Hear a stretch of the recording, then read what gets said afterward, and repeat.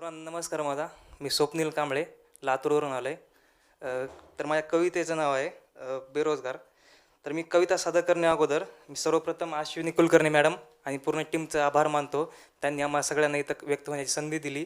आणि माझं कविता लिहिण्यामागचा हेतू असा की आपली सध्याची शिक्षण पद्धती आणि वेळेसोबत वाढत चाललेली सुशिक्षित बेरोजगारांची संख्या, ह्याच्यामध्ये आपलं अर्ध जीवन जो आपण शिक्षण क्षेत्रामध्ये देतो, पण शेवटी आपल्या हातामध्ये फक्त निराशा शिल्लक राहते आणि तडजोड शिल्लक राहते.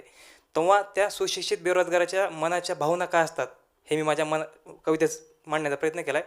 आणि थोडक्यात त्या भावना माझ्या पण आहेत. कधी एक वेळ मी पण जॉबलेस होतो तेव्हा मी कविता लिहिलेली आहे. तर कविता सादर करतो. कवितेचं नाव आहे मी बेरोजगार. जग म्हणतं की कवीनं लेखकानं सत्य परिस्थितीवर लिहावं. जग म्हणतं की कवीनं लेखकानं सत्य परिस्थितीवर लिहावं. प्रत्येक वेळी जगाच का, कधी आपलं जग नाही कवितेत मांडावं. आजकाल मित्रांना भेटायचं टाळतोय. काय काम करतो या प्रश्नांपासून लांब पळतोय.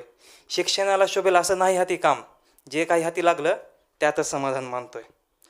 शिक्षणाच्या बाजारात मी माझी बोली लावून बघितली. नाही भेटली मजला मनासारखी किंमत. शेतकऱ्याची माझी अवस्था सारखीच ठरली. सोडून गेले सारे ग्रह तारे, आता फक्त स्वतःभोवती फिरतोय. दिवसा जबाबदारी तर काळोख्या रात्री स्वप्न जगतोय. खचले माझे सारेच प्रयत्न आता, तरी अस्तित्वाशी 2 हात करणं चालूच राहील. जिवंत मी आता फक्त बाहेरून, स्वप्नांना रोज थोडं मरताना पाहिल.